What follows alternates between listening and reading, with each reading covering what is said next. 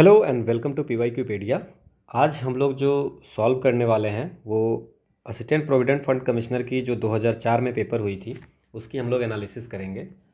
अब 2004 में जो पेपर हुई थी उसकी जो पैटर्न थी वो 120 क्वेश्चन तो थे, ठीक है। और इसमें भी इंग्लिश थे, एप्टीट्यूड थे और बाकी सारे क्वेश्चन थे। तो यहाँ पे इंग्लिश के जो 25 क्वेश्चन पूछे जाते थे 2002 की पेपर में, आप देखे होंगे कि 2002 के पेपर में पूछे गए थे आपको 30 क्वेश्चन इंग्लिश के, बट 2004 में 25 क्वेश्चन इंग्लिश के पूछे गए थे, ठीक है। इसके बाद इसमें जो एप्टीट्यूड के क्वेश्चन है ना, तो वो इसमें है 22 क्वेश्चन पूछे हुए हैं। तो आज जो हम लोग सॉल्व करने वाले हैं वो ये 47 क्वेश्चन सॉल्व करने वाले इन फर्स्ट पार्ट। दूसरी पार्ट में हम लोग बाकी जो आपके 63 क्वेश्चन बचे हुए हैं, ठीक है, 73 क्वेश्चन, वो हम लोग बाकी करेंगे। अब उस 73 में बहुत सारे क्वेश्चन आपके हिस्ट्री के हैं, पॉलिटी के हैं, इकोनॉमी के हैं और एट दैट टाइम के जो करंट अफेयर थे वो उसके क्वेश्चन हैं, ठीक है। सो सबसे पहले हम लोग जो स्टार्ट करने वाले हैं वो मैथमेटिक्स पोर्शन करेंगे 22 क्वेश्चन, देन हम लोग इंग्लिश के पोर्शन करेंगे 25 क्वेश्चन, ठीक है। और इसकी जो PDF है वो टेलीग्राम चैनल PYQ_pedia पे हमने पहले ही अपलोड कर दी है, ठीक है, कि आप पहले से आप उसको रेडी रखें। जहाँ प्रॉब्लम हो सिर्फ वही पॉइंट देखें, सिर्फ उसी क्वेश्चन को देखें, इससे आपका टाइम बचेगा, ठीक है। So let's start the session. Time हम लोग वेस्ट नहीं करते हैं और हम लोग इस सेशन को स्टार्ट करते हैं। तो पहला जो सेक्शन हम लोग करने वाले हैं वो मैथमेटिक्स का है। अब पहले सेक्शन में जो क्वेश्चन है क्या है, what is the number of triangles that can be formed which vertices are at the vertices of an octagon but have only one side common with that of the octagon. Octagon 8 side होंगे उसके और एक ही कोई भी side common है, ठीक है। तो अब इसमें क्या है कि कौन सी साइड कॉमन है उस पर हम लोग क्वेश्चन बनाते हैं, ठीक है। तो इसके लिए हमें डायग्राम की ज़रूरत होगी तो आपको ज़्यादा समझ में आएगा। तो ऑक्टागोन जो बनेगा वो कैसे बनेगा, ऐसे, ठीक है। सो ये 8 साइड हो गया, ठीक है। अब इसमें हमसे कुछ अब पूछ रहा है कि कोई भी एक साइड कॉमन होगा, ठीक है। अब इसमें हम लोग क्या करते हैं, हम लोग एक नंबरिंग कर लेते हैं, ABCDEFGH। अब एक कोई भी साइड को हम कंसीडर करते हैं, जैसे मान लेते हैं कि अगर AB को कंसीडर करते हैं, ठीक है, AB को एक फिक्स करते हैं, ठीक है, मतलब जो ट्रायंगल होगा उसमें AB एक होगा साइड। अब AB को अगर फिक्स करते हैं तो कितनी ट्रायंगल बन सकती है, एक ये ट्रायंगल बन जाएगी, ठीक है, ABF। और क्या बन सकती है, एक ये ट्रायंगल बन जाएगी, ठीक है। और तो ये क्या हो गया आपको, ABD एक ट्रायंगल बन गया। और क्या बन सकता है, एक ट्रायंगल ये हो गया, ठीक है। और एक ही साइड कॉमन बोला है, क्लियर। और एक जो बन जाएगा वो AEB, ठीक है। मतलब कौन कौन सा बन गया, अगर AB को बेस माने तो आपको बन गया है एक ABE एक ट्रायंगल बना, ठीक है। इसके बाद ABD एक ट्रायंगल बना, ये ट्रायंगल हो गया। और ABF एक ट्रायंगल बना और एक ABG ट्रायंगल बना। मतलब जब एक साइड को बेस को कॉमन कर रहे हैं, अब आप कहोगे कि ABC क्यों नहीं बन सकता है ना। तो AB और BC दो कॉमन हो गए, तो ऑक्टागोन का जो साइड है उसमें एक ही साइड को आपको लेना है, ठीक है। मतलब ट्रायंगल का जो भी ट्रायंगल बनाना है उसमें एक ही साइड जो होगा कॉमन होगा, बाकी सारे किसी और वर्टिसेज पर करेंगे। तो आप देख लीजिए कि अगर हमने AB को कंसीडर किया है तो हमारा कितने ट्रायंगल बन रहे हैं, 4 ट्रायंगल। तो अब इस केस में अगर हम लोग BC को कंसीडर करेंगे तो 4, CD को कंसीडर करेंगे तो फिर 4, DE को कंसीडर करेंगे तो 4 ट्रायंगल, EF को कंसीडर करेंगे तो 4 ट्रायंगल।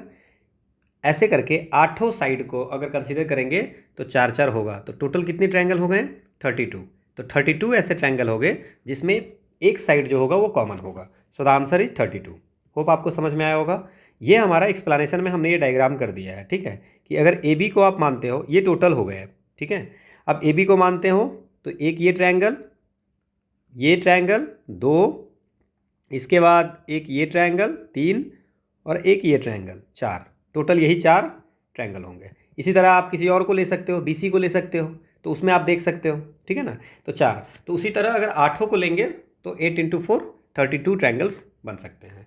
अब इसमें आप समझ गए ए बी सी क्यों नहीं लिया है, ये भी तो एक ट्रायंगल होगा, बट ए बी सी इसलिए लिया है कि इसमें दो साइड आ रहे हैं, ए बी और बी सी ऑक्टागोन का, बट ऑक्टागोन का हमें एक ही साइड चाहिए, बाकी हम लोग वर्टिसेज का यूज करेंगे। ओके, ठीक है।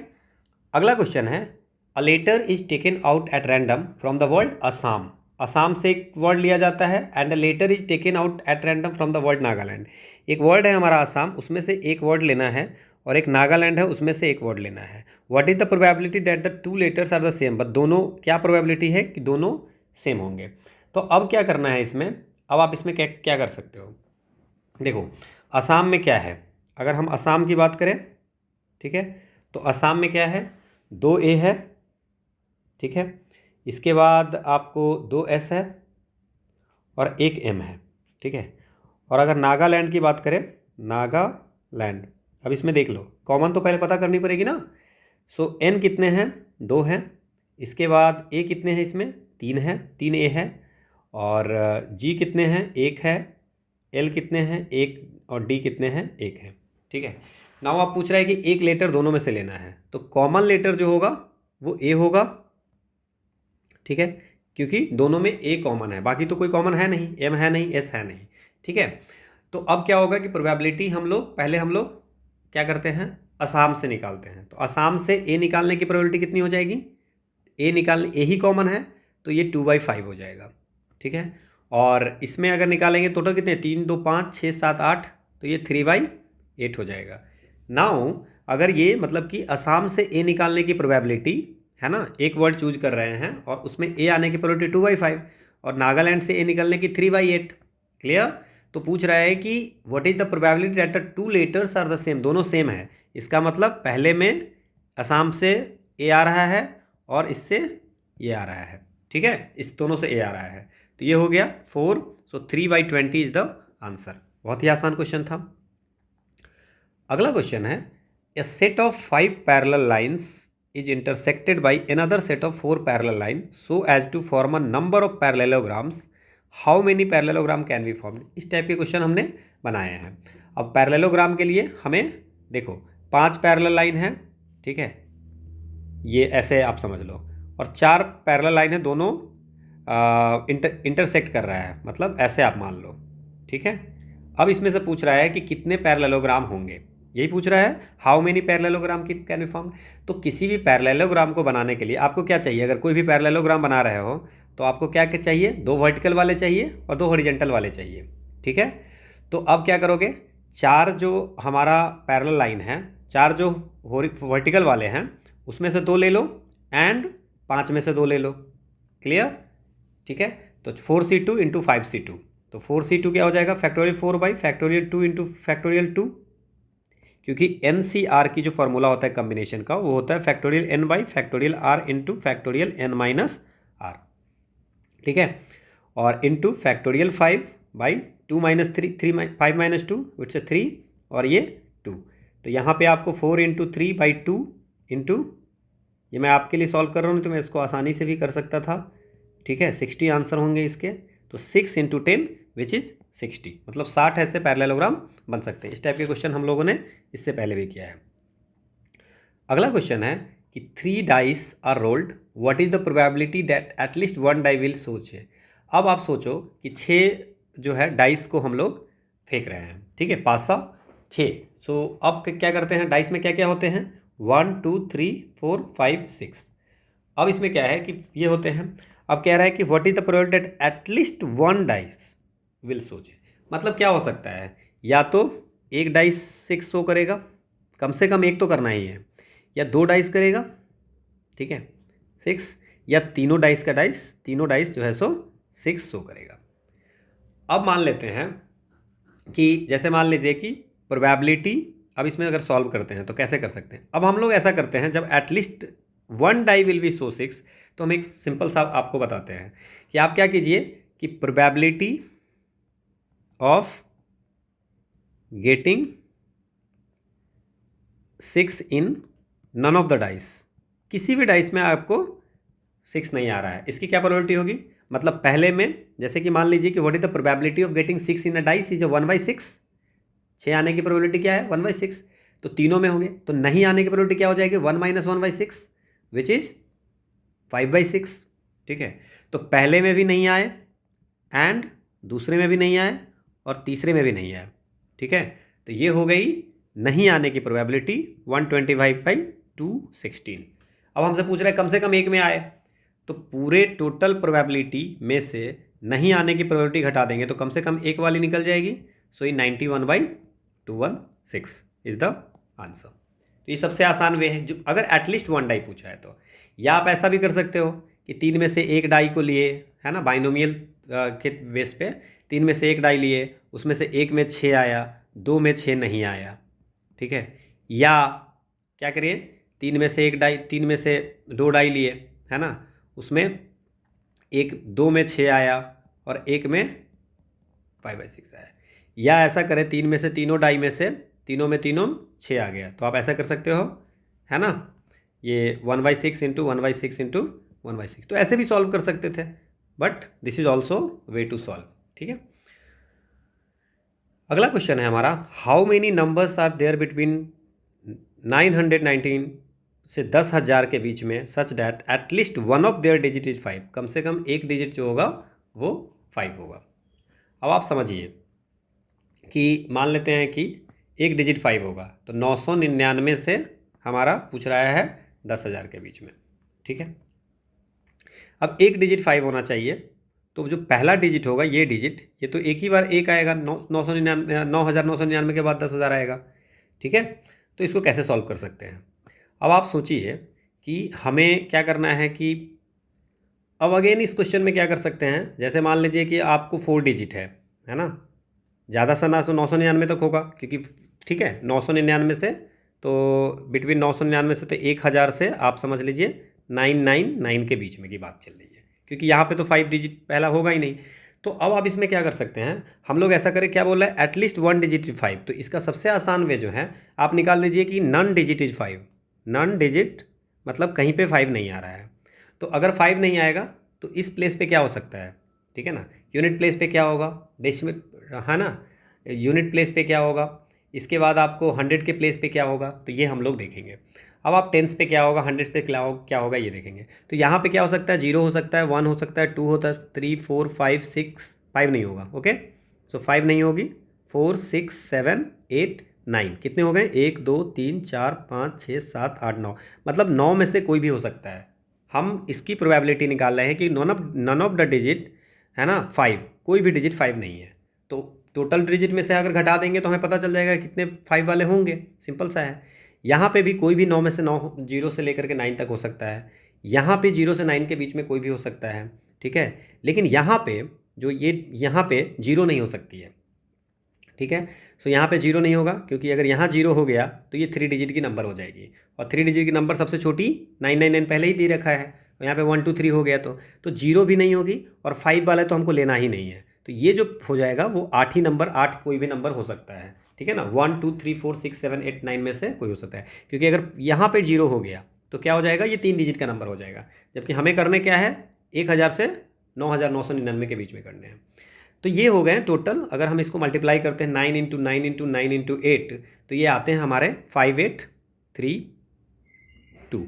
सो 5832 हमारे ये आ रहे हैं। अब टोटल जो नंबर होंगे 999 से 10,000 के बीच में, वो टोटल नंबर जो होंगे वो होंगे 9,000, ठीक है। इन दोनों के बीच में 9,000 टोटल नंबर होंगे। उसमें से 5832 ऐसे नंबर है जिसमें कि 5 नहीं आ रहे हैं, ठीक है। तो 3168 ऐसे नंबर होंगे जिसमें कि 5 आएंगे, ठीक है। आसान सा क्वेश्चन है, आप समझिए, at least one of the digit is 5, कम से कम एक डिजिट 5 होगा, जैसे 8 9 5 4 हो गया, कुछ भी। तो इसमें हमने क्या किया कि हम ऐसा नंबर निकाल लेते हैं जिसमें कि कोई भी डिजिट 5 नहीं है, ठीक है। अब कोई भी डिजिट 5 नहीं है तो इसका मतलब यहाँ पे 5 नहीं होगा, बाकी सब कुछ हो सकता है। यहाँ पे भी वहीं पे, यहाँ पे 0 भी नहीं होगा, कि 0 होगा तो ये 3 डिजिट का हो जाएगा। तो ये हमारा 5832 आ गया।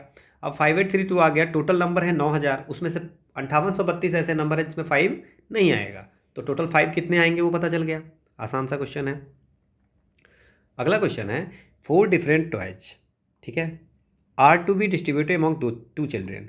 4 डिफरेंट टॉयज हैं और 2 बच्चों में चार खिलौने हैं, 2 बच्चे में बांटने हैं, such that each child get at least, again at least, कम से कम एक 1 टॉय मिलेगा, है ना, कम से कम 1 टॉय मिलेगा। इन how many different ways can this be done. अब आप सोचो इसमें, देखो अब इसमें क्या हो सकता है कि 4 हमारे पास टॉय है। कितने टॉय हैं? 4 खिलौने हैं। बच्चे कितने हैं? 2 हैं। 2 चिल्ड्रन है हमारे पास में, ठीक है। अब क्या है, कम से कम एक देना है।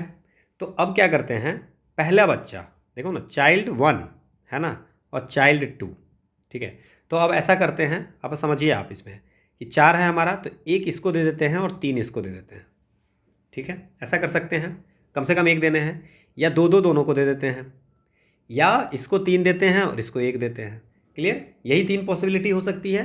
4 टॉय हमारे पास में, 2 बच्चे हैं, तो या तो एक इसको दे, कम से कम एक तो देना ही है। तो 1 खिलौना इसको दे दिए, 3 खिलौना इसको दे दिए, इसको 2 दे दिए, या इसको 3 दिए चाइल्ड 1 को, इसको 2 दिए। अब इसको कैसे वे में लिखेंगे, है ना।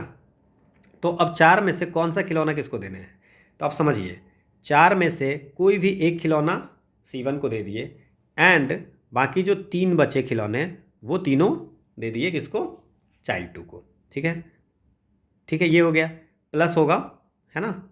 या ऐसा करेंगे, और जब भी है तो प्लस होगा, है ना। 4 में से 2 इनको मिल गया और बाकी जो 2 बचे वो इनको मिल गया, ठीक है। इसके बाद 4 में से कोई 3 इनको दे दिया और बाकी जो एक बचा वो तो सीधे उसको दे देंगे। अब इसको अगर हम सॉल्व करते हैं, ठीक है ना, तो 4C1 कितने होंगे, ठीक है ना। तो 4C1 हो जाएंगे, यहाँ पे अब सबको ऐड करना है। सो 4 प्लस, है ना, ये 2C2 जो आपको 1 हो जाएंगे, और 4C2 जो हो जाएंगे 6 हो जाएंगे, और ये 4C3 ये हो जाएंगे, ठीक है। तो ये 14 ऐसे वे हैं, 14 तरीके से बांटा जा सकता है, ठीक है। So the answer is 14। अगला क्वेश्चन है हमारा, स्टेडियम हैज़ 10 गेट्स। एक स्टेडियम में कितने गेट हैं? 10। तो इन how many different ways can 3 person enter the stadium. 3 person stadium inter करेगा। तो गेट कितने हैं आप सोचो, 10 गेट हैं, है ना। अब पर्सन कितने हैं? 3 पर्सन। और पर्सन कितने हैं? 3। अब क्या है, अब एक पर्सन, पहला पर्सन क्या करेगा? 10 में से किसी भी गेट से जा सकता है ना। तो 10 तरीका हो गया। दूसरा पर्सन फिर 10 में से किसी भी गेट से जा सकता है। तीसरा पर्सन 10 में से किसी भी गेट से जा सकता है। तो जो टोटल वे होंगे, अब टोटल वर्क कब कंप्लीट होगा? जब 10 तीन हो जाएंगे। तो पहला तरीका जाएगा 10 से, फिर दूसरा 10 वे से, एंड तीसरा 10 वे से। तो टोटल 1000 वे हो सकते हैं स्टेडियम में इंटर करने के, ठीक है। ये आसान क्वेश्चन है। अगला क्वेश्चन है, at the conclusion of a party a total number of 28 handshake. हाथ मिलाने वाले, पार्टी जब खत्म हो जाती है तो 28 लोग हाथ मिलाते हैं, हैंडशेक करते हैं। Every person in the party shook hand with every other person who attended the party. हर पर्सन, एक जो जितने अटेंड करते हैं पार्टी, उसके दूसरे से, है ना। जैसे मान लीजिए कि अगर एक पर्सन है, 10 लोग की पार्टी है, तो जो पहला होगा वो पूरे 9 से करेगा, है ना। तो इस तरह से हो रही है। What was the total number of person who attended the party. तो कितने लोग पार्टी अटेंड किए थे। अब मान लेते हैं कि इसमें क्या हो गया कि number of handshake, total number of handshake जो होता है, टोटल नंबर ऑफ जो हैंडशेक होता है, तो 2 लोग करेंगे हैंडशेक, है ना। तो क्या करेंगे हम लोग इसमें कि कितने पार्टी थे, number of people present in party C combination, उसमें से 2 लोग को करेंगे, और विच इज 28। अब number of people present in the party अगर हम n मान लेते हैं, वही हमें निकालना है। तो NC2 28 हैंडशेक होते हैं। So factorial n by factorial n-2 into factorial 2 which is 28। Now we can write that n into n-1, ठीक है, इज इक्वल टू 28 इंटू 2 56, ठीक है। तो ये कब होगा? ये 7 इंटू 8 होगा, है ना। 8 इंटू 7 विच इज़ 56। n की वैल्यू अगर 8 रखते हैं तो 8 इंटू 7 56 होता है। तो 8 लोग होंगे तो 28 हैंडशेक होंगे। Clear? So the answer is 8। आसान सा क्वेश्चन है। अगला क्वेश्चन है कि अमित हैज़ 7 फ्रेंड्स। अमित के पास 7 मित्र हैं। whom he wishes to invite to a dinner, जिनको वो चाहता है कि डिनर पे बुलाए। अब आउट ऑफ हिज 7 फ्रेंड्स, 7 में से एक या उससे अधिक, 1 or more, may accept the invitation. एक या एक से अधिक हो सकता है कि इन्विटेशन एक्सेप्ट करे, है ना। एक भी कर सकता है, दैट्स मीन्स अगर 7 को बुलाया, ठीक है, 7 में से हो सकता है सिर्फ एक ही बोला, या ऐसा भी हो सकता है कि 2 बोला या 3 बोला या सातों के सातों बोल दिया कि हम आएंगे। So 1 or more may accept the invitation. In how many way different ways can Amit 7 friend attend the party. कितने तरीके से, है ना, 7 फ्रेंड्स। तो बस वही चीज़ हो गई, क्या हो जाएगा कि ऐसा हो सकता है कि जैसे मान लेते हैं कि हर चॉइस, हर जितने भी लोग हैं इसमें, ठीक है, तो पार्टी में क्या करेगा, या तो एक्सेप्ट करेगा या एक्सेप्ट नहीं करेगा, है ना। ये 2 चीज़ हो सकती है ना। या तो मान लीजिए कि तो या तो 1 लोग आएगा, या 2 लोग आएगा, या 3 आएगा, या 4 आएगा, या पाँचों का पाँचों आएगा, या 6 का 6 7 का। अब इसमें से कौन कौन कौन आएगा, है ना। अमित के 7 फ्रेंड हैं, राम मोहन सोहन रहीम है ना। तो राम रहीम आ गया, मोहन रहीम आ गया, या सोहन राम आ गया, तो ये नहीं पता है। तो अगर मान लीजिए कि सबके पास में कितने हैं, 2 चॉइस हैं, तो टोटल तरीके कितने हो जाएंगे कि अगर टोटल वेज जो हो जाएंगे वो हो जाएंगे, पहले के पास 2 है, आ सकता है या नहीं सकता, ऐसे करते करते ये सबके पास 2 वे हैं, तो 2⁻7 विच इज़ 128 हो गया। अब इसमें क्या है कि मान लेते हैं कि कोई पर्सन नहीं आया। अगेन हम जो तीसरी इस टाइप का क्वेश्चन बना रहे हैं, नो पर्सन इज कमिंग। अगर जब भी 1 मोर या एटलीस्ट 1 होगा तो इसी टाइप से बनाइए आप। नो पर्सन इज कमिंग, मान लेते हैं कोई कमी नहीं होगी, इसकी क्या प्रोबेबिलिटी होगी, कोई आ नहीं रहा है, इसकी प्रोबेबिलिटी होगी 1, है ना, कि कोई नहीं आ रहा है। ठीक है, तो एक तरीका हो सकता है कि सातों में से सातों ने रिजेक्ट कर दिया, तो एक ऐसा ही एक ही वे हो सकता है। तो एक वे है नहीं आने के, टोटल वे हैं 128। तो टोटल अगर हमसे पूछे कि एक या एक से अधिक आ रहा है, उसके कितने हो जाएंगे, 128 मतलब एक जिसमें कि कोई नहीं आएगा। सो 120, सब सारे नेगेटिव कर देंगे। सो टोटल 127 वे हो जाएंगे जिसमें कि वो आएंगे। क्लियर, मतलब कोई एक्सेप्ट नहीं करेगा। हमें क्या बोल रहा है कि एक या एक से अधिक लोग एक्सेप्ट करेंगे, तो एक भी कर सकते हैं, 2 भी कर सकते हैं। तो इतना सोल्यूशन करने से बढ़िया है कि आप ऐसा मान लो कि कोई भी नहीं आ रहा है, तो कोई भी नहीं आ रहा है उसके कितने तरीके हो जाएंगे, एक तरीका, है ना, कोई नहीं आया। अब टोटल वेज जो हो जाएंगे, चूंकि 7 फ्रेंड है उसमें तो सबके पास 2 ही चॉइस है, या तो यस या नो, तो 128 हो गए। तो हमारा जो एक या एक से अधिक आएंगे वो हो जाएगा 127। अगला क्वेश्चन है, देर आर 3 इन्वेलप्स, 3 इन्वेलप है ना, with 3 different addresses written on them. 3 envelope है और तीनों में डिफरेंट एड्रेस लिखा हुआ है। 3 letters are to be enclosed in these 3 envelopes such that 1 letter goes inside 1 envelope without seeing the address written on any envelope. What is the probability that each of the 3 letters goes into the envelope with correct address written on it? अब आपको मैं एक चीज़ बताता हूँ इसमें, चलो ठीक है, इसको समझने के लिए सबसे बड़ा है, अब क्वेश्चन तो बहुत आसान है। जैसे मान लेते हैं कि एक इन्वेलप ए है, एक बी है, एक सी है। एक को दिल्ली जाना है, मान लीजिए कि 3 जगह हैं, 3 एड्रेस हैं, एक दिल्ली का है, एक कोलकाता का है, ठीक है, और एक पटना का है। क्लियर, ये 3 एड्रेस है, दिल्ली, कोलकाता एंड कैलकाता एंड पटना। सो कैलकाता आपके पास 3 इन्वेलप हैं, तो पूछ रहा है इसमें से, क्वेश्चन ये पूछ रहा है कि अब आंख बंद करके ना हम इन्वेलप में एड्रेस डालते हैं, ठीक है। 3 letters are to be enclose in these 3 envelopes, तीनों लेटर हैं, एक पे दिल्ली का एड्रेस है, एक पे कोलकाता, एक पटना, और आंख बंद करके हम उसमें डालते हैं।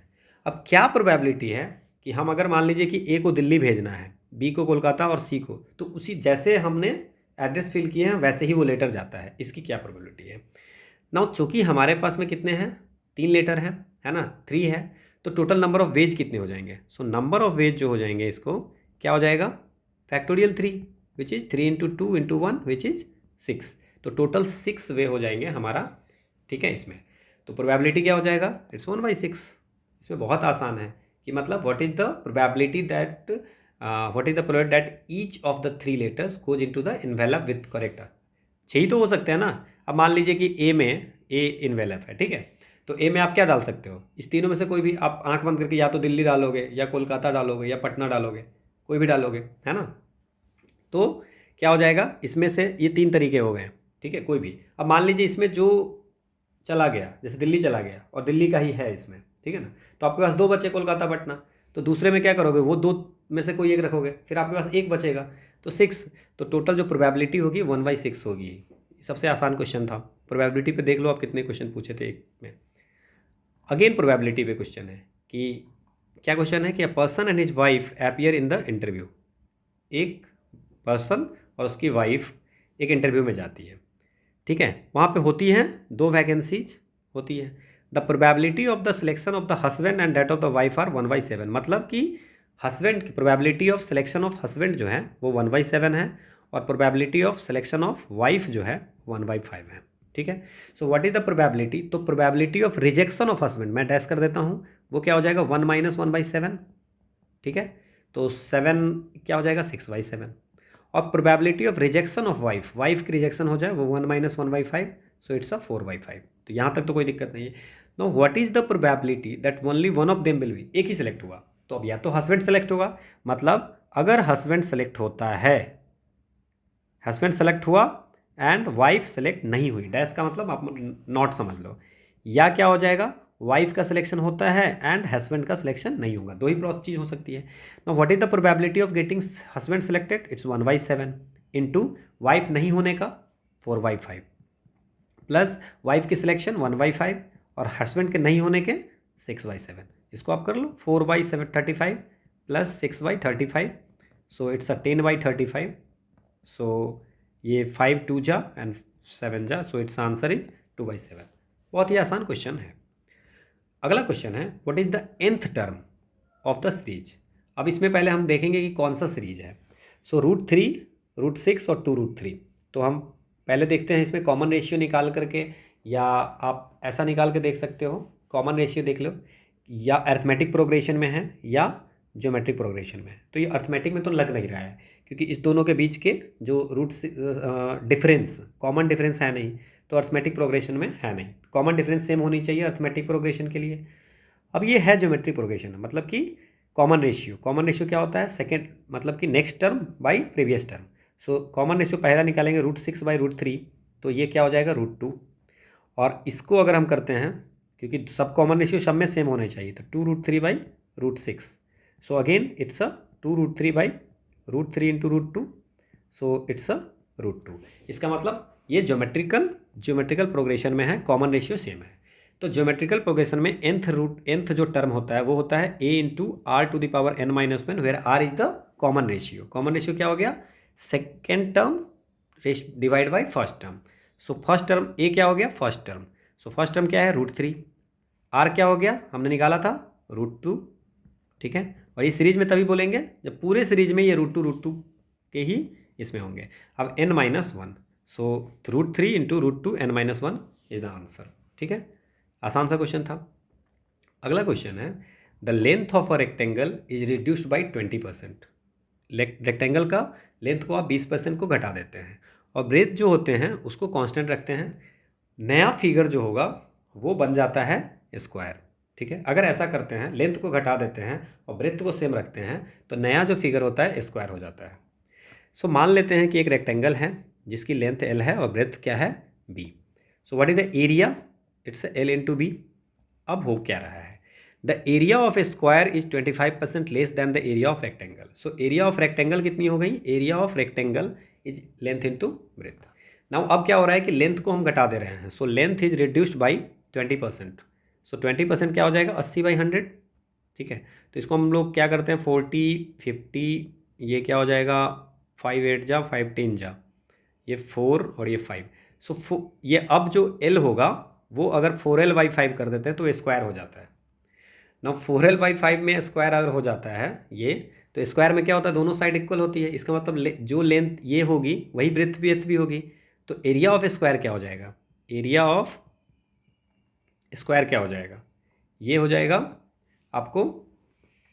ठीक है, अगर हम लोग 4L/5 इंटू B, क्योंकि ब्रेथ जो है वो कांस्टेंट है और लेंथ जो होगा 4L/5 हो जाएगा।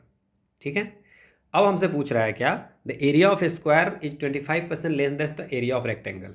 सो एरिया ऑफ रेक्टेंगल में से आप हम लोग सब्ट्रैक्ट कर लेते हैं, है ना, डिफरेंस दोनों का कर लेते हैं। ठीक है, तो कैसे करेंगे, और फिर हमको रेशियो निकालना है तो हम लोग कैसे निकालेंगे वो भी हम लोग देख लेंगे। So area of rectangle is length into breadth minus 4/5 LB। ठीक है, ये हुआ, तो ये कितने हो गए हैं 5 - 4 इट्स अ 1/5 LB। तो 1/5 LB इसका मतलब ये हो गया कितने हो गए 20% हो गए। 1/5 मतलब क्या हो गया, ये डिफरेंस जो है कितना है 1/5। अगर 100 से इसको हम करते हैं तो कितने हो जाएंगे L/B का 20%। So the area of square is 25% less नहीं होगा, ये होगा 20% लेस। सो पहला हो गया गलत, पहला जैसे ही गलत हुआ तो आंसर तो ये हो गया, लेकिन बाकी हम लोग देखते हैं, ठीक है। So the perimeter of square is approximately 11% less than the perimeter of rectangle. Now what is the perimeter of rectangle? So perimeter of rectangle की अगर बात करें सो 2l+b, ठीक है ना, 2 लेंथ और 2 ब्रेथ, ठीक है। और पेरीमीटर ऑफ रेक्टेंगल ये हो गए। अब फिर से वही करो, डिफरेंस निकालो, the perimeter of square is less than the perimeter of rectangle. तो अब इसको कैसे निकाल सकते हैं? हम लोग इसको निकालेंगे जैसे कि 2l+2b माइनस, ये तो रेक्टेंगल की हो गई, माइनस इसमें क्या निकालेंगे हम लोग? 2l इसमें भी करेंगे, ठीक है ना। सो अब l की जगह पे क्या लिखेंगे? 4/5l, है ना। सो 2 इंटू 4/5l, है ना, 2 इंटू 4/5l, और प्लस क्या करेंगे? 2 इंटू बी, क्योंकि ब्रेथ जो है वो सेम ही है, ब्रेथ इज केप्ट कांस्टेंट, सिर्फ लेंथ को घटाने से ये स्क्वायर बन रहा है। तो अब इसको सब्सट्रैक्ट करेंगे, ठीक है। अब इसको सब्सट्रैक्ट करेंगे तो ये आपको 2l माइनस 8y, अगर हम 2 कॉमन ले लेते हैं तब भी हो सकता है, 2b 4b 2b, ओके। अगर हम लोग यहाँ पे ऐसे करते हैं तो 2b कैंसिल हो जाएगा, ठीक है, 2b कैंसिल हो जाएगा और हमारा बचेगा 2l माइनस 8/5, सो 10 माइनस 2 8l/5, ठीक है। ओके, सो क्या हो जाएगा? नो, 8 नहीं होगा, ये 2l माइनस, देखो आप 2l माइनस 8l/5 अगर करते हो तो 10 माइनस 8 इट्स 2l/5। अब 2l/5 हो गया। अब इसको कंपेरिजन किस में करना है? डिवाइड बाई किसके कंपेरिजन में? The perimeter of square is approximate less than the rectangle से कंपेयर करना है। तो रेक्टेंगल की क्या है आप देख लो, ठीक है ना। रेक्टेंगल का स्क्वायर का हम कर रहे हैं, तो आप इसमें डिवाइड बाई रेशियो निकालने के लिए इंटू 100 करोगे, और डिवाइड किससे करोगे आप? l, ठीक है ना, 2 इंटू l प्लस, है ना, आपको ये हो जाएगा 4/5l, हम दोनों को इक्वल कर दिए, ठीक है, 4/5l। अब इसमें अगर आप बात करो तो ये जो आएगी आपको अराउंड ये 11% के आसपास आती है, तो ये आपके आंसर हो जाएगा। क्लियर? इसके बाद है the diagonal of square is approximately 12% less than the diagonal of rectangle. अब अगेन डायगोनल ऑफ रेक्टेंगल अगर आप निकालोगे तो क्या होता है, मैं इसको थोड़ा सा बता देता हूँ आपको। सो डायगोनल ऑफ रेक्टेंगल अगर आप निकालते हो तो डायगोनल ऑफ रेक्टेंगल होता है क्या है? सो रेक्टेंगल के डायगोनल अगर बात करें, ठीक है ना, डायगोनल ऑफ रेक्टेंगल तो वो होता है l² प्लस b²। और इसमें अगर बात करें, स्क्वायर का बात करें, तो डायगोनल ऑफ स्क्वायर होता है √2 इंटू साइड, ठीक है। सो √2 इंटू साइड, तो अगर इसकी बात करें तो √2 इंटू साइड क्या किए हैं, साइड में 20% घट गया है तो 4/5l5 हो गया, तो 4l/5 हो जाएगा। तो यहाँ तक तो कोई दिक्कत ही नहीं है। और इसकी डायगोनल अगर निकालेंगे तो क्या निकालेंगे? अगेन l², ठीक है ना, और प्लस 4/5l का स्क्वायर, है ना। तो इसको करके हम लोग निकालेंगे और फिर दोनों के डिफरेंस करके ये निकालेंगे, और ये अराउंड 12% आते हैं अप्रॉक्सीमेटली, है ना। तो ये हमारा आंसर हो जाएगा, ठीक है। कंपैरिजन का क्वेश्चन है। अब इसमें है 4 क्वेश्चन है हमारे, और एक ये है जिसमें 4 क्वेश्चन पूछे गए हैं। पहला क्वेश्चन है, देखो आप, refer the graphs given below and answer the items that below.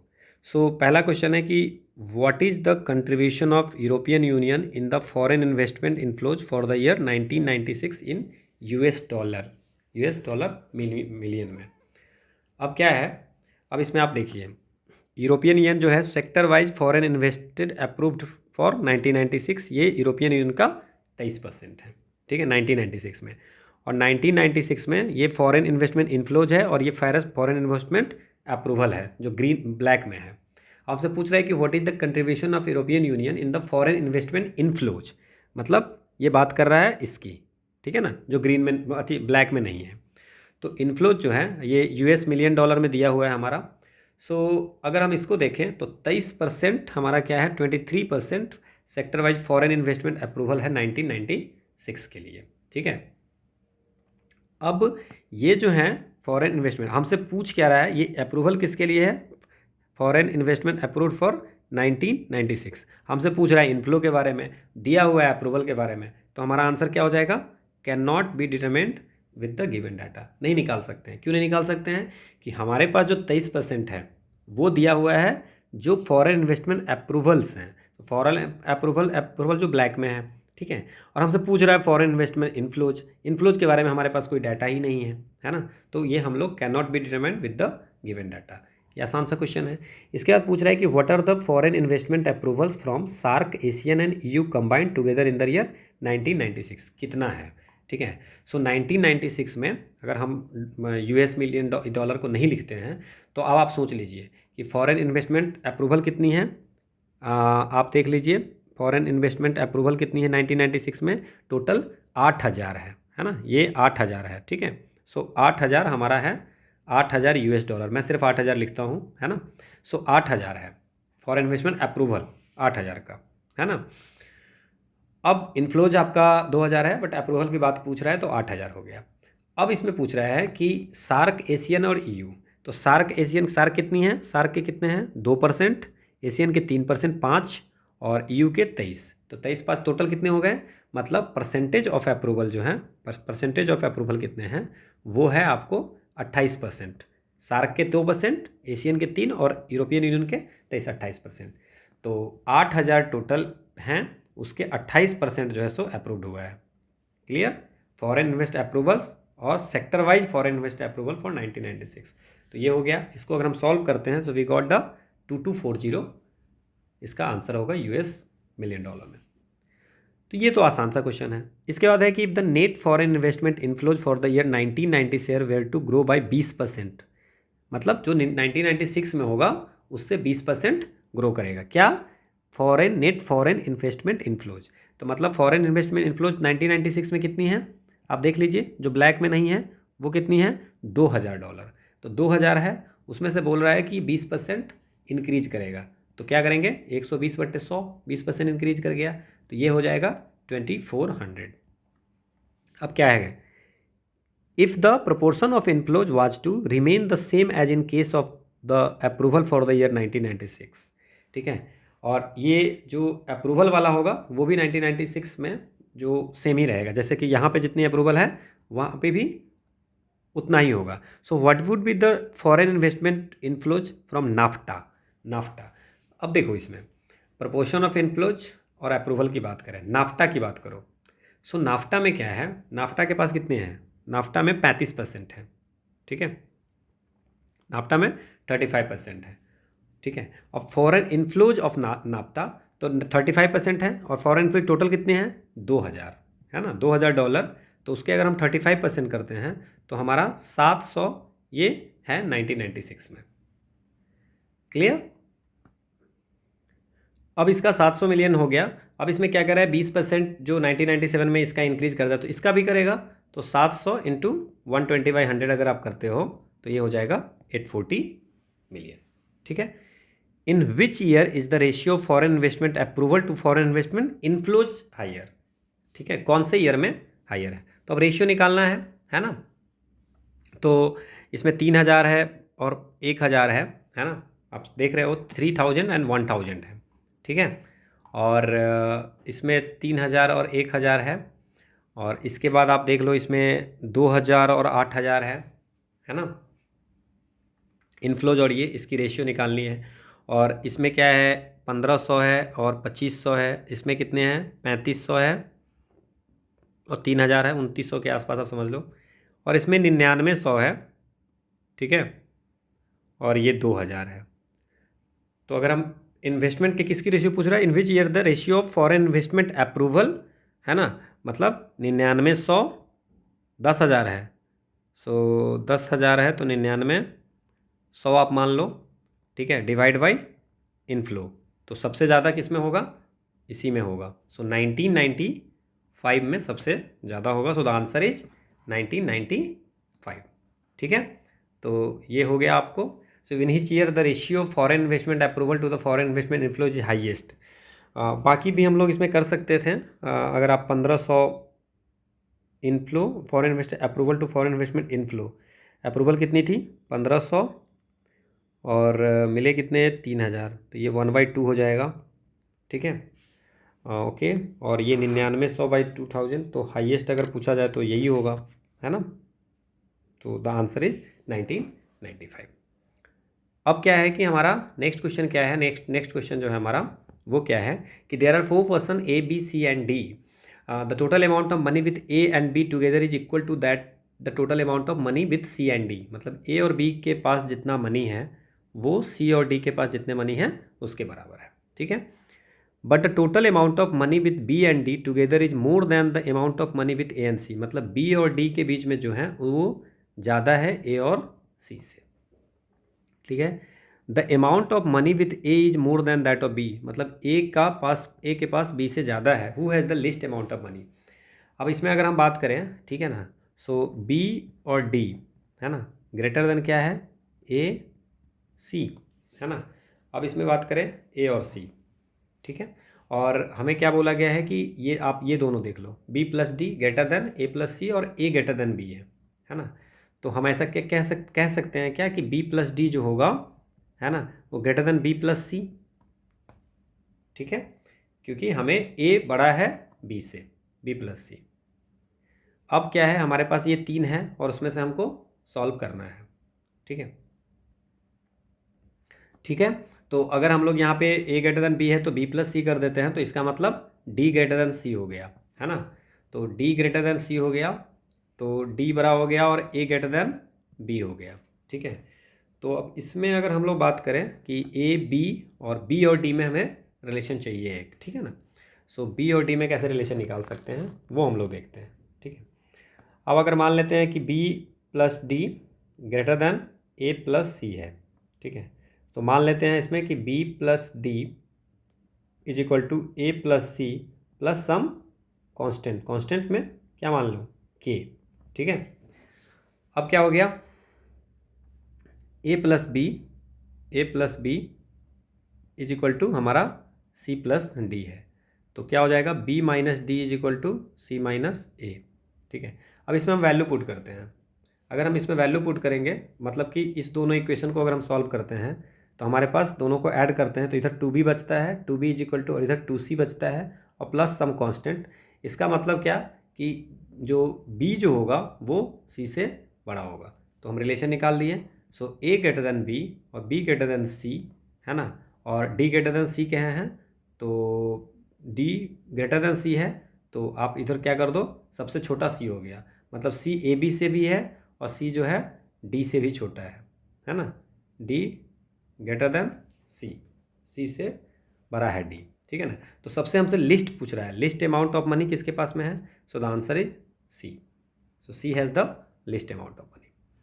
अगला क्वेश्चन है कि printer uses a total number of 4893 digits in order to number all the pages of his book, ठीक है।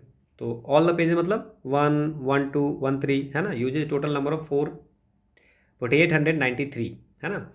अब इसमें क्या कर रहा है, ये start with the digit 1 for the first page of the book, how many pages does he book है।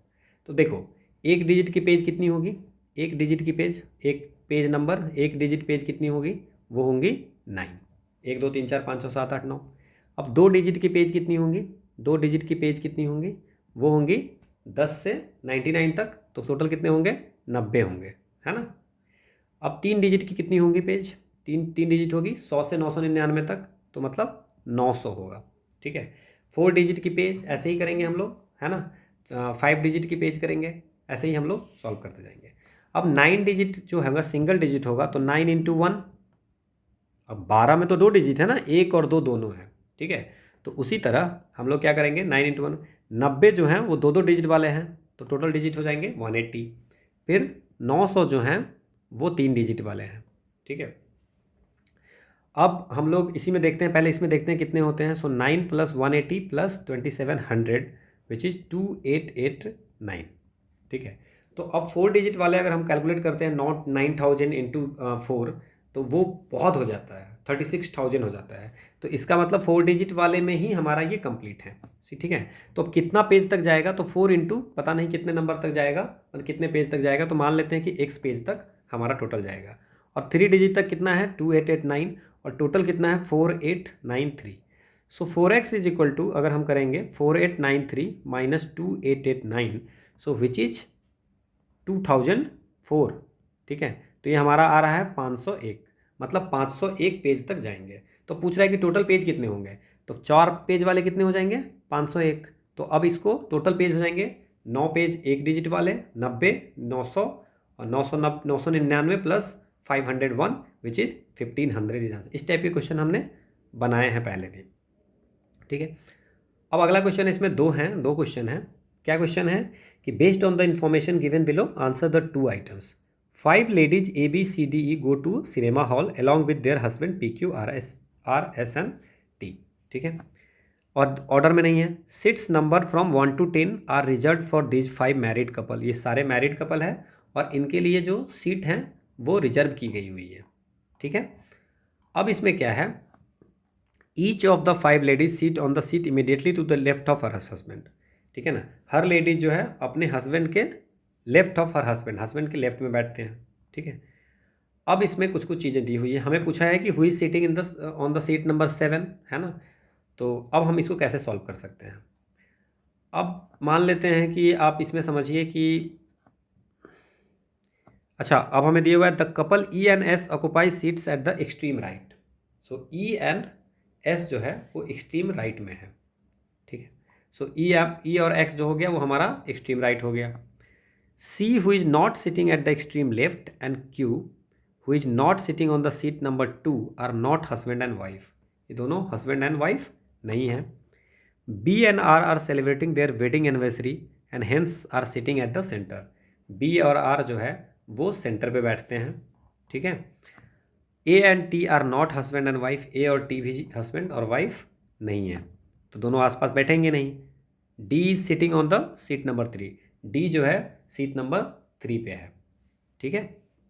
अब पूछ रहा है who is sitting on the seat number 7। अब हम लोग इसमें क्या करते हैं कि ऐसे बनाते हैं 1 2 3 4 5 6 7 8 9 एंड 10, ठीक है। अब इसमें क्या है कि E and S occupy the seat eight the extreme right, तो एक्सट्रीम राइट पे हैं वो, तो उसको छोड़ते हैं अभी। B and R are celebrating their wedding anniversary and hence at the sitting at the centre. तो B और R को हम लोग सेंटर में कर देते हैं, ठीक है। सो B and R सेंटर में है तो हम यहाँ पे B कर देते हैं और यहाँ पे R कर देते हैं, ठीक है। यहाँ तक हो गया, कोई दिक्कत नहीं। तीसरे नंबर पे D sitting on the seat number 3, तो D हमको 3 नंबर पे बिठा देना है, ठीक है। अब D बैठ गया, यहाँ तक कोई दिक्कत नहीं है। A और T बोल रहे हैं कि हस्बैंड वाइफ नहीं है ना। C who is not sitting at the extreme left, है ना, and Q who is not sitting on the seat number 2। Seat number 2 पे कौन है, Q नहीं है। Are not husband and wife, वो हस्बैंड एंड वाइफ नहीं है। और A and T husband wife है नहीं, ठीक है।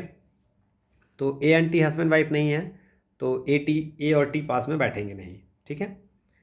और Q और C 2 नंबर पे who is not sitting on the seat number 2 पे बैठ नहीं रहे हैं। इसका मतलब हम लोग क्या कर सकते हैं, यहाँ पे A दे दें, ठीक है। T यहाँ पे होगा नहीं, क्लियर।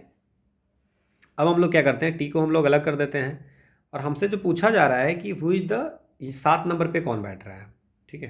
तो 7 नंबर पे कौन बैठ, तो C who is not sitting at the extreme left पे नहीं है, and Q who is not sitting on the seat number 2। Seat number 2 पे Q नहीं है, Q यहाँ पे हमारा हो गया, P यहाँ पे हो गया, ठीक है, क्लियर। तो A के साथ P का हो गया, फिर B R तो है ही। अब हमारा जो B और S तो होगा नहीं, B और R तो हमारा E and S तो होगा नहीं, तो P Q R हो गया, ठीक है। E और S को हटा देते हैं, T भी हम लोग का साथ नहीं बैठेगा, ठीक है ना। तो हमारा क्या हो जाएगा कि 7 नंबर पे कौन बैठेगा, 7 नंबर पे हमारा बैठेगा C, क्योंकि आपको पेयर भी तो बनाना है। यहाँ पे क्या हो सकता है, A और P होगा, है ना, हस्बैंड वाइफ की बनानी है। D और Q होगा, B और R है ना। C के साथ एक होगा और बाकी C के साथ कौन हो जाएगा, T, और इसके बाद जो है सो E के साथ S हो जाएगा। दैट्स इट, यही तो है। तो हमारा 7 नंबर पे कौन बैठेगा, C, ठीक है। क्योंकि हमें बताया क्या है कि हस्बैंड और वाइफ जो है सो लेफ्ट में हो गया, और वाइफ कौन कौन है, ABCD वाइफ है। तो जितना भी A है, D है, B है, C है और E है, ये सब लेफ्ट में होगा, ठीक है। अब क्या कह रहा है, if in the last condition 5, मतलब इस कंडीशन में it is stated that D seats on the seat number 7, और 7 नंबर सीट पे हम लोग D को अगर बैठा देते हैं तो क्या हो जाएगा, ठीक है। तो 7 नंबर सीट पे अगर हम डी को बिठाते हैं, ठीक है, तो अगर यहाँ डी बैठेगा तो यहाँ पे क्यू बैठेगा, डी क्यू है साथ में, तो डी यहाँ बैठेगा तो क्यू बैठेगा। इसका मतलब ये जो सी टी होगा वो यहाँ बैठ जाएगा, सिंपल सी बात है। तो then who will be seat on the seat number 4, तो 4 पे क्या बैठेगा, टी। आसान सा क्वेश्चन था। सी पे कौन बैठेगा, टी, ठीक है। So the answer is T. Clear. सो ये हमारा हो गया, आपको ये सारे क्वेश्चन हो गए हमारे। ओके, सो अगला क्वेश्चन है हमारा इसमें, a 2 member committee is to be constituted, है ना, 2 मेंबर कमेटी बनाई जाती है out of 4 men and 2 women. 4 men होते हैं और 2 वीमेन होते हैं, ठीक है ना। तो 4 मेन होते हैं तो टोटल मेंबर कितने होंगे, 6। So what is the probability that a committee thus formed will have exactly 1 women, कम, है ना, 1 वीमेन होगा, है ना, एग्जैक्टली 1 वीमेन। सो 2 लोगों की कमेटी बनानी है तो 1 वीमेन है, तो 4 मेन और 2 वीमेन है, तो 4 में से 1 मेन चूज कर लो एंड 2 में से 1 वीमेन चूज कर लो, 2 लोग की कमेटी बन गई। और प्रोबेबिलिटी पूछ रहा है तो टोटल 6 में से 2 चूज कर लो। अब इसको सॉल्व करना है।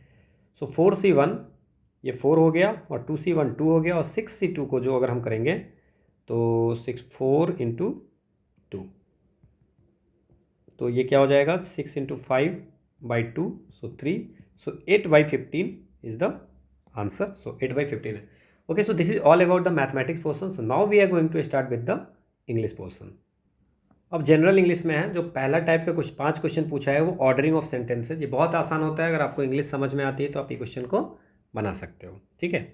सो इसमें क्या होता है कि 2 स्टेटमेंट आपको दिए होते हैं, फर्स्ट और लास्ट, और बाकी के आपको अरेंज करने होते हैं। तो ये आपको अगर इंग्लिश सही से आ रही है तो आप इसको सॉल्व कर सकते हो। नाउ आप देख लीजिए इसमें कि क्या है हमारा, we Indian by nature are extremely emotional. हम इंडियन जो हैं वो नेचर से ही बहुत ज़्यादा ही इमोशनल होते हैं। अब इसके बाद आपको कौन सा लाइन लग रहा है, we Indian by nature are extremely emotional, और लास्ट में है what must be appreciated is that none of the members of the Indian team has reacted to this mind game utterance of Hayden. ठीक है, तो पहला line ये होगा और लास्ट का लाइन ये होगा, बीच में कौन 4 लाइन होगा वो हम लोग को देखना है और उसी को सजाना है। तो अब देख लीजिए कि या तो एस है पहला में और या आर है, ठीक है ना। तो आप पहले देख लो दोनों को रख करके आपको क्या लगता है। So we Indian by nature are extremely emotional, suddenly Hayden has become a villain.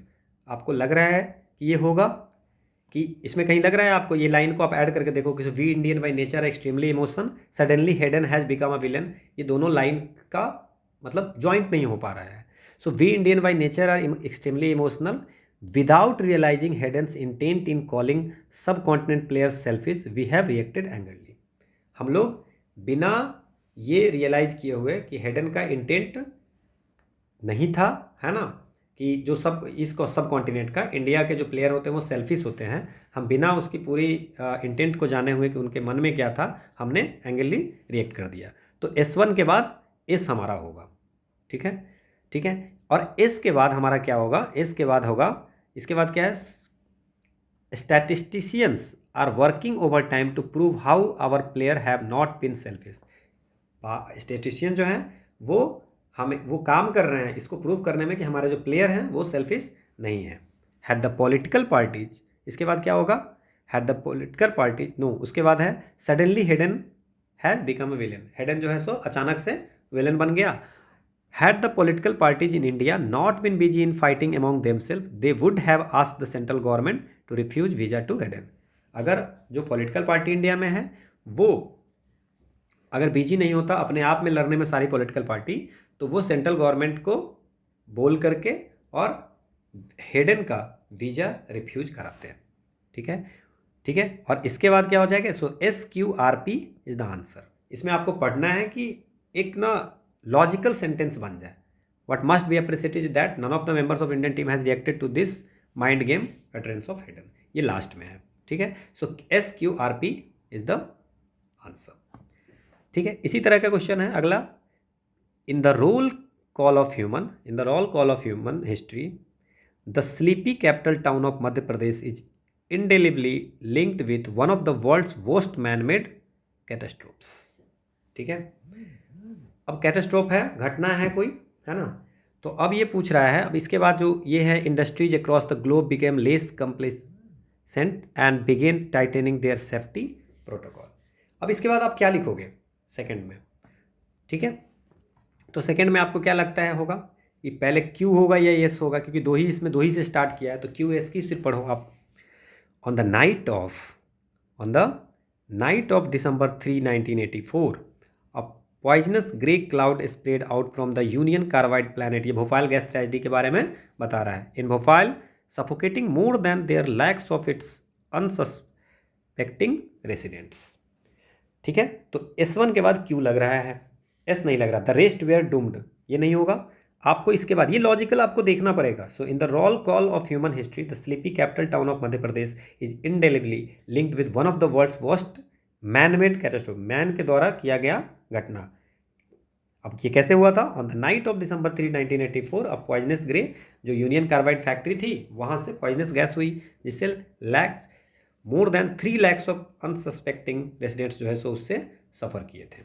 तो ये हो गया, ये तो पक्का पता चल गया कि पहले क्यू होगा, ठीक है। सो क्यू होगा। अब क्या है, अब पी होगा कि आर होगा, ये देखना है, बस हमारा क्वेश्चन सॉल्व हो जाएगा।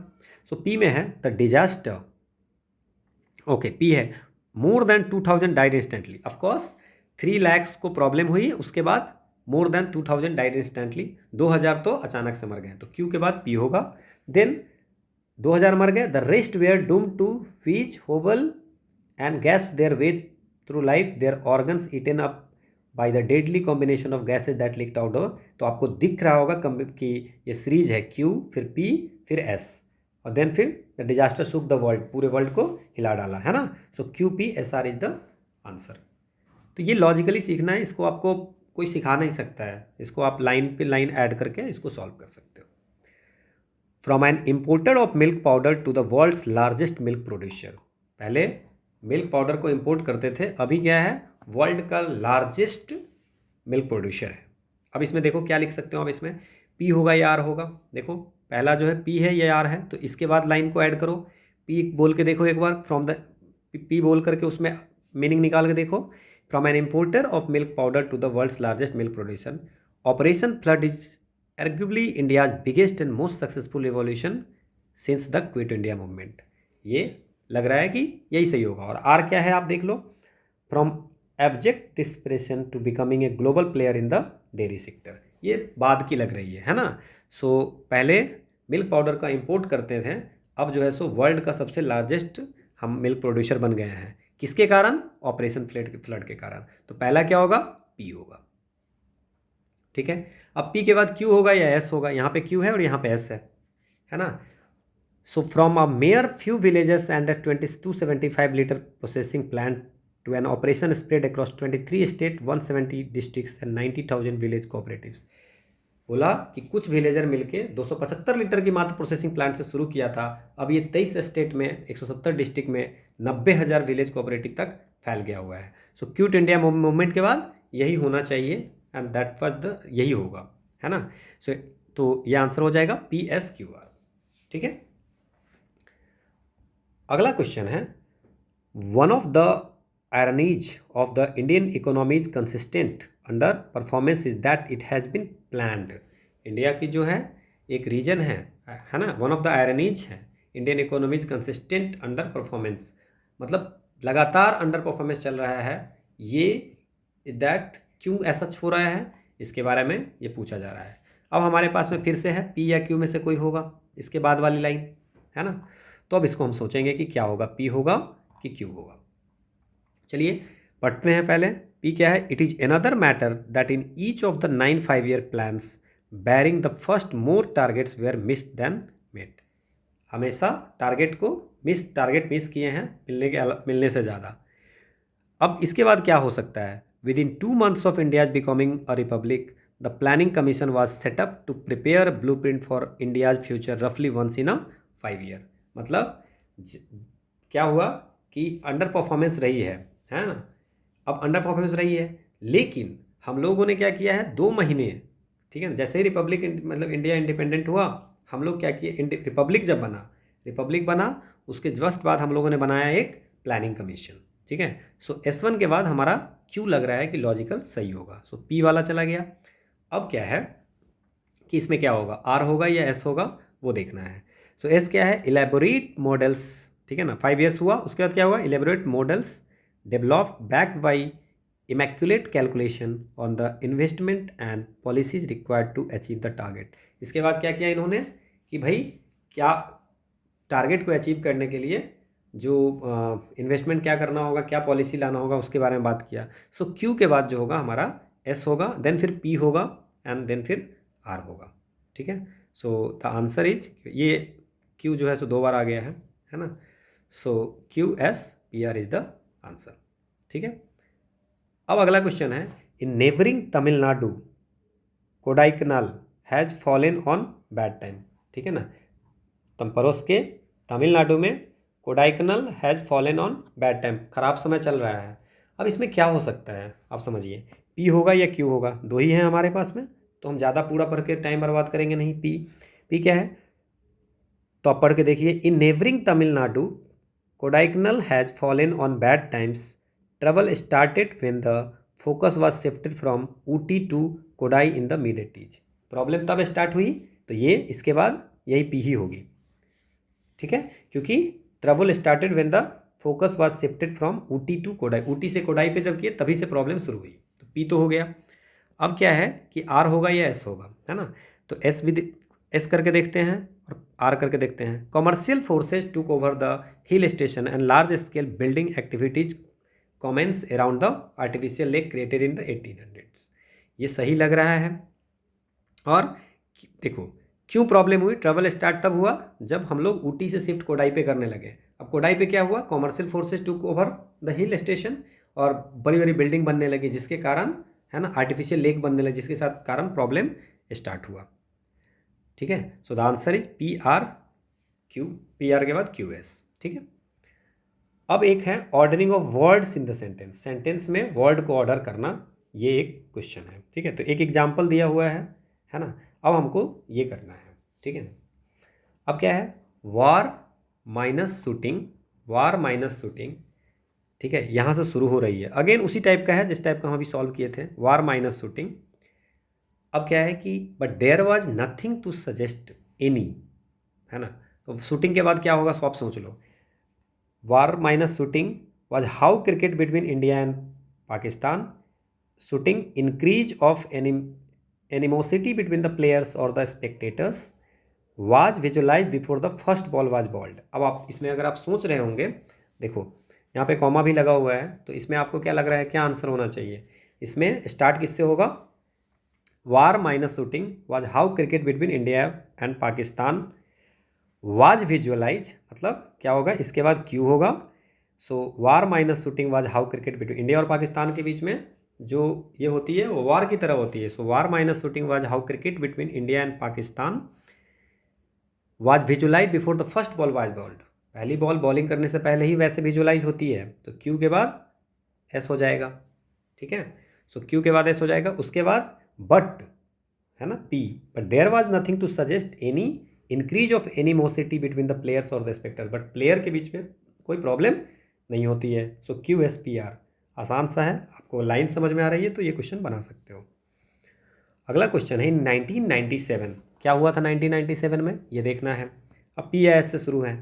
सो इन 1997 NASA fact finding mission on microgravity, ठीक है, fact finding mission on microgravity, या ऐसा होगा, पी आर एस चेक करना है। इन 1997 कल्पना चावला, एक करनाल गर्ल हु वांटेड, ठीक है ना, who wanted to reach out for the stars created history by becoming the first Indian women to rocket into space on a NASA fact finding mission on microgravity. आप समझ गए पूरी line.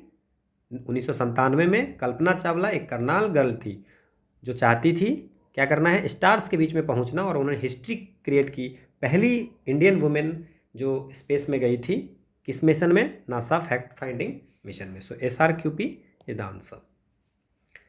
अगला question है हमारा डैट्सो। अब डैट्सो के बाद क्या होगा, अब इसमें देखो क्यू है या एस है, तो हम ज़्यादा दिमाग लगाएंगे नहीं, क्यू एस को पढ़ेंगे। That so many Indian excel as expatriates, है ना। So that so many Indians, ये सो मेनी सही लग रहा है, दैट सो मेनी इंडियन, है ना, so many Indian excel as expatriates, तो ये हटा दो, है ना। इसके बाद क्या होगा, expatriates that enables them to succeed while living away from home, home से बाहर जाने पे उनको succeed while living away from the home, है ना। परहैप्स यूनिक टू इंडियंस, देखो कॉमा यहाँ लगा हुआ है, इसका मतलब ये लास्ट वर्ड नहीं होगा, है ना।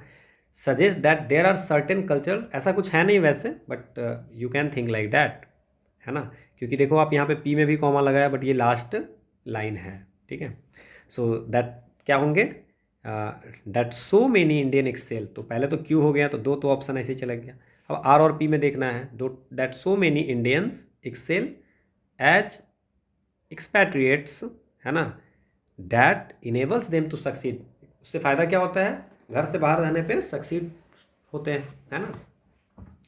इसके बाद क्या होगा, perhaps unique to Indian suggest that there are certain cultural resources, है ना। तो आंसर क्या हो जाएगा, क्यू आर एस पी या क्यू पी एस आर, ठीक है। सो ये एक सेकेंड, ओके, सो इसमें क्या हो जाएगा, क्यू पी एस आर होगा, ठीक है, क्यू पी एस आर होगा, ये कॉमा वाला नहीं होगा। सो ये कॉमा वाले नहीं होंगे। सो क्यू से क्या हो गया, that so many Indians excel as expatriates, है ना, suggest that there are certain cultural resources, है ना, that that perhaps unique to Indians, कुछ कल्चरल रिसोर्सेज जो यूनिक है इंडियन के लिए, और that enables them to succeed while living, वो बाहर भी रह करके वो जीवन में सक्सेसफुल होते हैं, तो that's a Q P S are. आप कॉमा देख करके आप उसको एक बार सोच सकते हो कि वो मिडिल टर्म में ही होगा, तो Q P S R is answer, यहाँ पे आप चेंज कर लेना, डी होगा। अगला क्वेश्चन है द एडवेंट, अब क्या है क्यू पी, तो the advent we entertained and informed our self, है ना, वी क्या हो गया, we entertained and informed our self, या the advent of satellite television was a silent revolution which created a whole new industry, है ना, and completely change the way we entertained and informed our self, ठीक है, समझ में आ गया। सो satellite television की जो इन्वेंशन हुई थी वो एक साइलेंट रिवॉल्यूशन थी, तो पहले क्यू हो गया, फिर आर हो गया, क्यू हो गया, फिर एस हो गया, and completely change the way we entertain, हम लोग अपने आप को जो इंटरटेन करते थे वो पूरा, तो क्यू एस आर पी, तो आप देख करके भी इसका आंसर बना सकते थे, ठीक है, आसान सा था। द प्रेसिडेंट, अब देखो द प्रेसिडेंट है, उसके बाद क्या लगेगा, क्वेश्चन है कि द प्रेसिडेंट, प्रेसिडेंट के बाद क्या, द एस्पिरेशन तो लगेगा नहीं, आ रहा है इसमें से देखो, the president on how best the private sector can could fulfil, ये होगा नहीं, the president revealed that the government would initiate a dialogue, that means R होगा पहले, है ना, ठीक है। सो द प्रेसिडेंट, है ना, would, president revealed that the government, president के साथ ऑन हाउ तो लगेगा नहीं, है ना, तो एस तो पहले ही हटा दो आप, एस और आर से शुरू है, अब क्यू और पी में है। So the president revealed that the government would initiate a dialogue, है ना, विद पॉलिटिकल पार्टीज, किसके साथ, पॉलिटिकल पार्टीज के साथ में, है ना, और इंडस्ट्री और अदर बॉडीज के साथ में, तो आर के बाद क्यू, तो आर के बाद क्यू में यही होगा, on how best the private sector could fulfil the aspiration of the schedule caste and schedule tribe, एकदम लाइन पूरा हो गया, so the answer is B. अब पैसेज हैं, उस पर कुछ क्वेश्चन है, ठीक है। अब पैसेज क्या है, ocean water plays an indispensable role in supporting life, ocean water आपको लाइफ सपोर्ट करने के लिए इंडिस्पेंसेबल रोल प्ले करता है। The great ocean basin hold about 300 million cubic miles of water, इतने वाटर हैं वहाँ पे। From this vast amount about 80,000 cubic miles of water are sucked into the atmosphere each year by evaporation and returned by precipitation and drainage to the ocean. बोला कि जो 300 million cubic miles of water हैं ocean में, उसमें से 80,000 cubic mile जो होता है हर साल इवेपोरेशन से ऊपर चला जाता है और फिर बारिश से आ जाता है। More than 24,000 cubic miles of rain descend annually upon the continents, 24,000 जो क्यूबिक माइल है वो माइल्स रेन जो होता है वो कॉन्टिनेंट पे होती है। This vast amount is required to replenish the lakes and streams, springs and water tables on which all flora and fauna are dependent. अब बोला कि ये जो 24,000 क्यूबिक माइल हैं वो बहुत ज़्यादा ज़रूरी है, जो आपकी कॉन्टिनेंट पे लेक हैं, है ना, स्ट्रीम्स हैं, नदी हैं, है ना, तो वाटर टेबल को और फ्लोरा फौना को जीवित रखने के लिए बहुत ज़्यादा ज़रूरी है।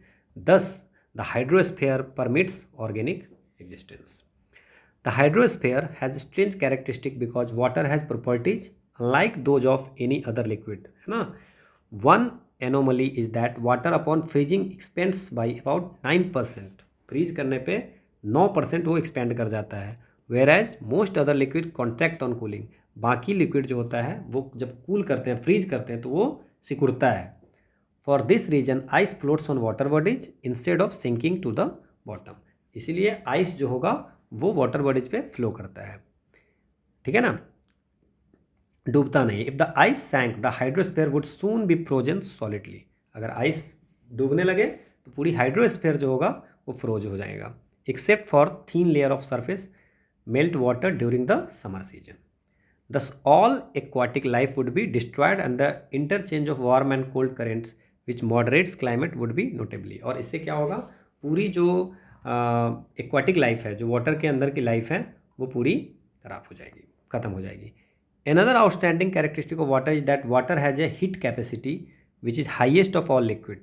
सब लिक्विड में सबसे ज़्यादा हीट कैपेसिटी होता है और हर पूरे लिक्विड और सॉलिड में सबसे ज़्यादा इसकी होती है, एक्सेप्ट अमोनिया, अमोनिया को छोड़ के।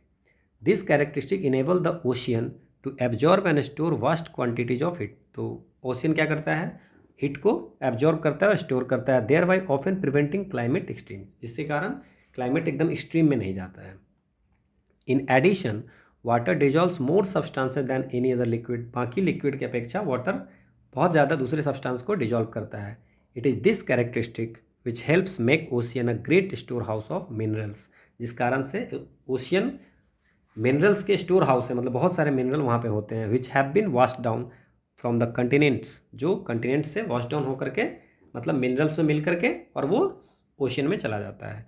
इन several areas of the world these minerals are being commercially exploited, है ना, और बहुत सारे एरिया में, बहुत सारे वर्ल्ड के एरिया में ये जो मिनरल जो कंटिनेंट से घुल करके और बह करके आता है ओशियन में, उसकी एक्सप्लॉयट किया जाता है, मतलब कि यूज किया जाता है कॉमर्शियली, है ना।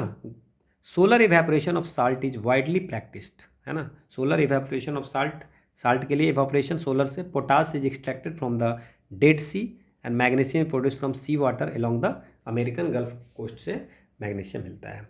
अब इस पर क्वेश्चन बनाना है।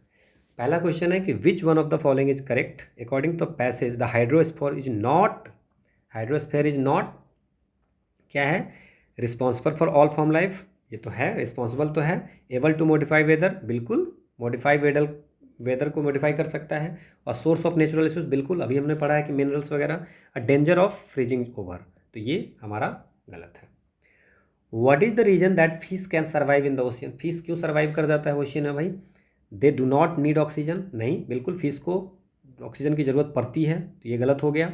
Ice floats on the surface of the ocean, ocean के सर्फेस पे आइस फ्लोट करता है तो टेम्परेचर ज़्यादा जाता नहीं है, तो अंदर आइस वो ये क्या कहते हैं, जीवित रह सकता है, ठीक है ना, ऊपर की परत बन जाती है, ठीक है, कितनी भी ठंड होगी ऊपर की परत बन जाती है, फिर नीचे वो फिश सर्वाइव कर सकता है। सो बी इज द आंसर। अब क्या है, अगला क्वेश्चन है, so what is the author's main purpose in the passage given. ये जो पैसेज है हाइड्रोस्फीयर के बारे में, उसमें ऑथर कहना क्या चाहता है, ठीक है ना, to describe the properties and usage of water, ठीक है, ये भी है। To illustrate the importance of conserving water, to explain how water use to in commerce and industry, ये तो बताया नहीं है। To reveal the extent of earth ocean masses, ocean के बारे में बहुत ज़्यादा नहीं बताया है। तो अब इसमें दो चीज़ें हैं, to describe the properties and usage of water और to illustrate the importance of conserving water, water को कंजर्व करने के आपको इम्पोर्टेंस बताया है। तो आप इस दोनों में से कोई भी होगा, ठीक है। तो इसके जो आंसर होंगे, and sphere permits organic existence, तो ये आपको समझिए कि कंजर्विंग वाटर का इम्पोर्टेंस को बताता है। तो what is the reason that climate extremes are prevented in nature, ये हम लोग पढ़े थे ना कि क्लाइमेट एक्सट्रीम को the heat capacity of water is very high, जो कि एक्सट्रीम जो क्लाइमेट एक्सट्रीम्स है उसको प्रिवेंट करती है, ठीक है। अब इसके बाद हमारा क्या है, which of the following characteristic of water does the author mention in the passage, कौन कौन सा कैरेक्टर इसने पहला बताया क्या कि water expends when it is frozen, frozen जब ये ज़्यादा ठंड फ्रोजन होती है तो ये एक्सपेंड करती है, ये प्रॉपर्टी बताया है। और गुड सॉल्वेंट भी बताया कि सारे मिनरल्स और सॉल्व होकर के कॉन्टिनेंट से ओशन में चला जाता है। तो 1 and 3 water is used as the condensing medium for thermal power plant, ये इसके बारे में कोई बात नहीं किया है। सो 1 एंड 3 इस पैराग्राफ में जो है उसी के बारे में हमें बात करनी। सो 1 एंड 3 इज द आंसर। ठीक है, अगला क्वेश्चन है एंटोनिम। एंटोनिम का मतलब क्या होगा कि जो ये वर्ड दिया हुआ है ना, सो जो वर्ड दिया हुआ है उसके अपोजिट वाले वर्ड हमें चाहिए।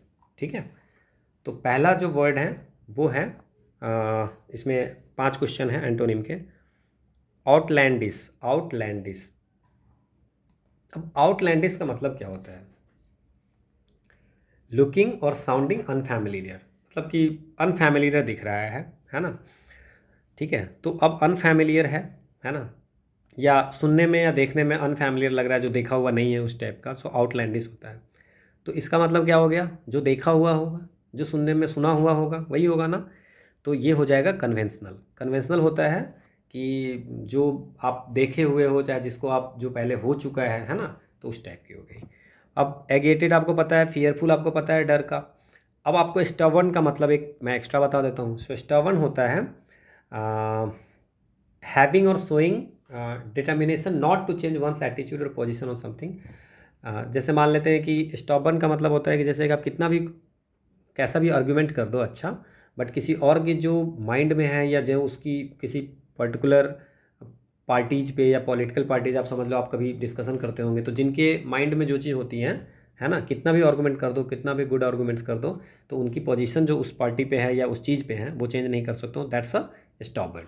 ठीक है, अब एक है रेक्टिट्यूड। तो रेक्टिट्यूड का मतलब होता है कि मोरली करेक्ट, है ना, करेक्ट बिहेवियर या थिंकिंग, है ना, राइटनेस इसको बोलते हैं। तो अब इसका मतलब अपोजिट हो जाएगा, करेक्ट बिहेवियर नहीं हो तो इनकरेक्ट हो गया, है ना। तो इनकरेक्ट में क्या हो जाएगा? अब ये क्या है? डिसीटफुलनेस। अब डिसीट सेल्फ कंडेम्पशन होगा नहीं, रिप्राइजल और पंक्चुअलिटी तो होगा नहीं, इसमें अपोजिट पूछ रहा है। सो डिसीटफुलनेस का मतलब होता है कि फॉल्स इंप्रेशन देना, है ना, गिव फॉल्स इंप्रेशन। सो डिसीटफुलनेस। रेक्टिट्यूड का मतलब हो गया मोरली करेक्ट, तो फॉल्स इंप्रेशन हो गया डिसीटफुलनेस। ठीक है ना, करेक्ट बिहेवियर हो गया और डिसीटफुलनेस मतलब फॉल्स इंप्रेशन देना, है ना, वो हो गया। अब रिप्राइजल का मतलब क्या होता है ये आपको मैं यहाँ बताता हूँ। ये retaliation, an act of retaliation is a reprisal. ठीक है, ये आपका एक्सप्लेनेशन है, यहाँ आप देख सकते हैं। अगला क्वेश्चन है स्कैंटी। अब स्कैंटी का मतलब होता है अभाव, है ना, या इनसफिशियंट, है ना। तो इसका मतलब ओपोजिट हो जाएगा प्लेंटीफुल, बहुत ज़्यादा, है ना। इसके बाद प्रोपेंसिटी। प्रोपेंसिटी का मतलब होता है कि एक आपकी आदत है, टेंडेंसी, है ना, कि एक तरफ के झुकाव है ना, एन इंक्लाइनेशन और tendency to behave in a particular way, एक तरीके का बिहेवियर, है ना। सो उसको बोलते हैं प्रोपेंसिटी। तो अब इसे प्रोपेंसिटी का होगा क्या आंसर होगा? इंक्लाइनेशन है, एक तरफ की झुकाव एक तरह, तो डिसइंक्लाइनेशन इसकी अपोजिट हो जाएगी। बाकी आपको फॉरकास्ट पता है, स्टैग्नेशन रुका हुआ, रेस्टलेसनेस, है ना, रेस्टलेसनेस आपको पता ही है ना। So pontificate. Now what is pontificate? Pontificates होता है कि किसी और का express one's opinion in a way considered annoying. ऐसे आप किसी अपने विचार को रख रहे हो जो एकदम एनोइंग हो, है ना, या पॉम्पस या डॉगमेटिक हो। Now what is the pompous and dogmatic? ठीक है, आप पॉम्पस का मतलब होता है कि आप अपने आप को ज़्यादा इंपॉर्टेंट शो कर रहे हो, है ना, दूसरे लोगों से, कि मैं ही जो हूँ सो। डॉगमेटिक होता है कि जो आप सोच रहे हैं वही सही है ना, बिना कोई एविडेंस का, बिना कुछ प्रूफ का, जो आप सोच रहे हैं सो। तो पॉम्पस और डॉगमेटिक, ठीक है। तो अब इसमें आप सोच ले पॉन्टिफिकेट हो गया, है ना, अपनी ओपिनियन को ही प्रूफ करना। तो इसमें क्या होगा? तो वो तो हो गया रूडलेस मैनर में, है ना, तो हम्बल मैनर में बात करना। ठीक है, सो ये हो गए एंटोनिम के क्वेश्चन। अब हम लोग बात जो करेंगे वो 5 सिनोनिम के क्वेश्चन है, ये आपका एक्सप्लेनेशन है। अब सिनोनिम्स के क्वेश्चन है, उसमें है एक है commiseration. So now what is commiseration? So commiseration का मतलब होता है sympathy and sorrow for the misfortunate of others. मतलब दया की तरह से किसी और को अगर कुछ होता है तो उसमें आपको क्या होता है कि एक सहानुभूति होती है किसी के। मान लीजिए किसी की फैमिली में कोई डेथ हो गई या किसी का रिजल्ट नहीं आया, तो आपकी जो कंपेशन होती है दैट्स अ कॉमिसरेशन। ठीक है, अब कॉमिसरेशन का जो ये होगा तो आप समझ ही गए, सिंपैथी, है ना। अब now what is the commission? तो these are the instructions. Vastness आपको पता ही है, ग्रेट एक्सटेंट में विशाल। कॉमेंडेशन का मतलब पता है कि प्रेज करना किसी का। इसके बाद पॉन्डरस। पॉन्डरस का मतलब क्या होता है? स्लो, है ना, भारी वजन के कारण, जैसे किसी का वेट अगर ज़्यादा है तो उसके कारण वो स्लो होगा, है ना। So slow because of the great weight that's a ponderous. तो आप इसमें देख लीजिए, एग्जॉर्बिटेंट है, कॉशियस है, अनवाइडली। सो अनवाइडली का जो मतलब होता है कि difficult to move because of its size, size के कारण, या तो डिफ़िकल्ट टू कैरी या difficult to move because of size. So unwieldily is the answer. तो what is the facile? Facile होता है कि सुपरफिशियल, है ना, रियल में जो इशू है उसको इग्नोर करना, है ना।